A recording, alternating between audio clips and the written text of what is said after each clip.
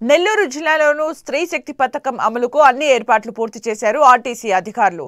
సిబ్బంది కొరత లేకుండా కండక్టర్లు, డ్రైవర్లను తీసుకున్నారు. వారికి ప్రత్యేక శిక్షణ ఇచ్చామంటున్న Nellore depot regional manager RM షమీంతో మా ప్రతినిధి దేవకుమార్ ఫేస్ టు ఫేస్. రేపటి నుంచి రాష్ట్ర వ్యాప్తంగా ఈ స్త్రీ శక్తి పథకం అనేది అమలు కాబోతుంది. దీనికి సంబంధించి నెల్లూరు జిల్లాలో ఎలాంటి ఏర్పాట్లు చేశారు, అదేవిధంగా ఏ రకమైన బస్సులు మహిళల్ని ఫ్రీగా ప్రయాణించేలా చేస్తాయి అనే విషయాల గురించి మనతో పాటు నెల్లూరు ఆర్ఎం షమీం ఉన్నారు. ఆమెను అడిగి తెలుసుకుందాం. మేడం చెప్పండి, ఎలాంటి బస్సులు స్త్రీలు ప్రయాణించవచ్చు?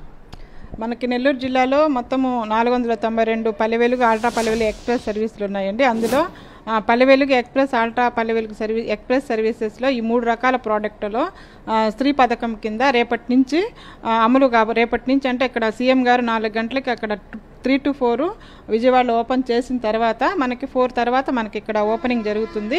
చేసిన తర్వాత ఈ పథకం మన జిల్లాలో కూడా అమలులోకి వస్తుంది. కాబట్టి ఈ బస్సెస్లో స్త్రీలు పల్లె-వెలుగు, అల్ట్రా పల్లె-వెలుగు ఎక్స్ప్రెస్ బస్సెస్లో స్టేట్లో ఎక్కడికైనా మనం ప్రయాణం చేయవచ్చు.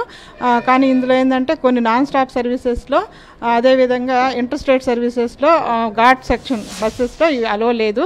కాబట్టి మనకి నెల్లూరు జిల్లాలో ఒంగోలు, కందుకూరు ప్లస్ కావలి, నెల్లూరు, తిరుపతి, నెల్లూరు నాన్ స్టాప్స్ ఉన్నాయి.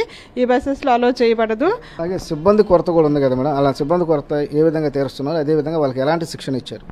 మాకు ఏపీఎస్ఆర్టీసీలో డ్రైవరు, కండక్టర్ నెల్లూరు జిల్లాలో షార్టేజ్ అనేది ఉందండి. దీనికి అధిగమించడానికి మేము ఆన్ కాల్ డ్రైవర్స్ని రిక్రూట్ చేసుకున్నాం. ఆల్రెడీ మా దగ్గర 120 మంది ఆన్ కాల్ డ్రైవర్స్ ఉన్నారు. అది కాక ఇంకొక 135 మందిని కూడా 7 డిపోలో రిక్రూట్ చేసుకున్నారు.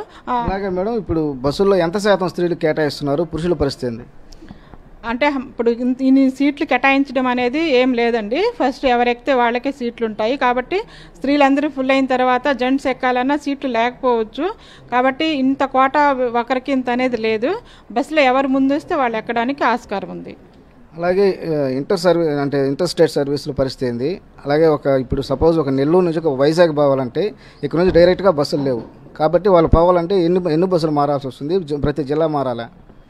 అంటే మనకి express product, Palle Velugu product, ultra Palle Velugu product అంత లాంగ్ డిస్టెన్స్కి ఉండవు. మోస్ట్లీ 250 కిలోమీటర్స్ మ్యాక్సిమం ఉంటుంది ఎక్స్ప్రెస్ ప్రోడక్టు. పల్లె-వెలుగు అయితే అంత కూడా ఉండదు, 120 మ్యాక్సిమం ఉంటుంది. కాబట్టి ఈ మనకి వైజాగ్ వెళ్ళాలనుకుంటే వాళ్ళు మాకు నెల్లూరు నుంచి ఒంగోలుకి ఎక్స్ప్రెస్లు ఉన్నాయి, ఒంగోలు టు గుంటూరు ఉన్నాయి, గుంటూరు టు విజయవాడ ఉన్నాయి, విజయవాడ నుంచి మళ్ళీ రాజమండ్రి, వైజాగ్ ఆ వైపు కూడా ఎక్స్ప్రెస్ సర్వీసులు ఉన్నాయి. కాబట్టి స్టెప్ బై స్టెప్ వాళ్ళు ట్రావెల్ చేసుకుంటూ వెళ్లాల్సి వస్తుంది. అలాగే ఇప్పుడు బస్సు ఎక్కే వాళ్ళ స్త్రీలకి ఎలాంటి ప్రూఫ్లు చూపించాలంటారు? ఆధార్ కార్డు కానీ any identity card, ration card అది చూపించమని మాకు ఇన్స్ట్రక్షన్స్ ఉన్నాయి. ఈ పథకానికి సంబంధించి నెల్లూరు జిల్లాలో అన్ని ఏర్పాట్లను పూర్తి చేశాము. అదేవిధంగా స్త్రీలంతా కూడా జాగ్రత్తలు పాటించి ఈ పథకాన్ని సద్వినియోగం చేసుకోవాలని ఆర్ఎం షమీం చెప్తున్నారు. వీడియో జర్నలిస్ట్ ప్రదీప్తో దేవకుమార్, 10 TV, నెల్లూరు.